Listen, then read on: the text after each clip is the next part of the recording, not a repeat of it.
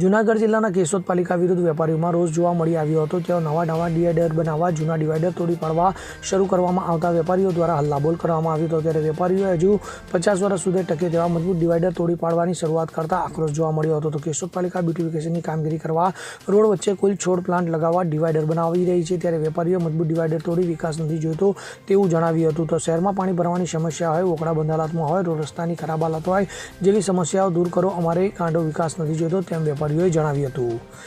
મારું નામ ધીરુભાઈ કાલરિયા। આ આજે સોંદડા રોડ ઉપર જે ડિવાઈડર બનેલો છે અને ડિવાઈડરનું નવું કામ જે આગળથી ચાલુ છે, ખરેખર આ ડિવાઈડર તોડવાની શું જરૂર છે? આ ડિવાઈડર 50 વર્ષ જાય એમ નથી। આ મંજૂર હુકામે એવી રીતે પ્લાન કેનીએ કર્યો, આ હુકામે કરવા માગે છે એ અમારે વેપારી આલમમાં કોઈને ખબર જ નથી પડતી। મેં ફોન કર્યા, જોકે મંત્રીશ્રીને ફોન કર્યો હતો, મનસુખભાઈ માંડવીયા એને ઉપડ્યો નહીં। મેં પ્રવીણભાઈ ભાલાળાને વાત કરી, એનીએ કીધું બરોબર છે, આ તૂટવો ના જોઈએ। નગરપાલિકાના સભ્યોને વાત કરી, એનીએ પણ એમ કીધું કે આ તૂટવો જોઈએ। તો ખરેખર આ રીતે નગરપાલિકામાં કોણ આને પાસ કરાવે ને કોણ કરે છે એ ખબર નથી પડતી। ખરેખર આ ડિવાઈડર તોડવાની જરૂર નથી એવો વેપારી આલમનો બધાનો સૂર છે। અને મારું આહવાન છે કેશોદના બધા જાગૃત વેપારી અને નાગરિકોને કે આવા કામ થતા હોય તો આને રોકાવો। ખરેખર આ રૂપિયાનું પાણીચું થાય છે, પ્રજાના ટેક્સના રૂપિયા, સરકારના રૂપિયા ખરેખર ગેરમાર્ગે વપરાય છે। આટલું મારું કહેવું છે।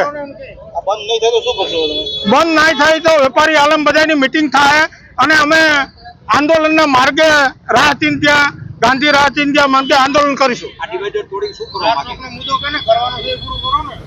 અને આગળ આપણે જોયું છે, આપણે કેશોદમાં અંડરબ્રિજ વયો ગયો અને અત્યારે ઓવરબ્રિજ વયો ગયો ને અત્યારે અંડરબ્રિજ છે, એમની કેવી કઠણાઈઓ અત્યારે આપણે ભોગવી રહ્યા છીએ। તો ખરેખર જાગૃત નાગરિકો જાગો અને આ જે ડિવાઈડર તોડી રહ્યા છે એને રોકો। મારું નામ રમણીકભાઈ મોહનભાઈ અઘેરા, ડીપી રોડ મારું રેસિડેન્સ છે।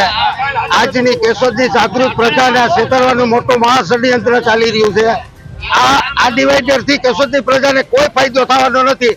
સોંદેડાભાઈ રોડ હાકરો છે, અહીંયા જેટલા 24-25 એક્સિડન્ટ નથી થયા એટલા 25-26 થવાના છે। એટલે નાગરિકોએ જાગવું પડશે। આ ડિવાઈડર 50 વર્ષ સુધી તૂટે એમ નથી, તો હું કામ આને તોડી નાખો છો એમ કહું। અને ડીપી રોડ ની હાલત જો અત્યારે ડીપી રોડ ઉપર ન કરવાનું બધું કરીને બેઠા છે, અહીંયા ડિવાઈડરો ટોકવા છે। ગુજરાતની અસ્તિત્વ દોરેલા છે, બેહવાની વ્યવસ્થા નથી, હાલવાની વ્યવસ્થા નથી। આ નવો પુલ બનાવ્યો હોય એની કોઈ સગવડ નથી, તો આ પબ્લિકે કરવાનું શું છે? અને કૃષ્ણનગરમાં કોટલા પાણી ભરાય છે તો એનો નિકાલ નથી ક્યાંય। તો આમાં પબ્લિકે કરવાનું શું છે એ ખબર નથી પડતી। આ કોન્ટ્રાક્ટરો શું કરવા માંગે છે ખબર નથી પડતી।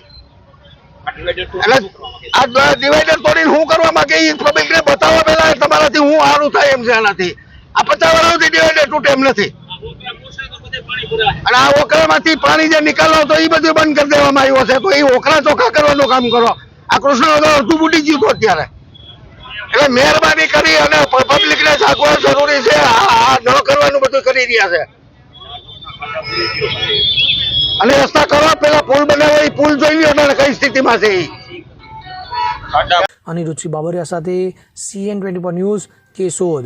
હવે જુઓ દેશ દુનિયાની તમામ ખબરો તમારી આંગળીના ટેરવે। ઉઠાવો મોબાઈલ અને ગૂગલ પ્લે સ્ટોર પરથી ડાઉનલોડ કરો અમારી CN24 ન્યૂઝ મોબાઈલ એપ।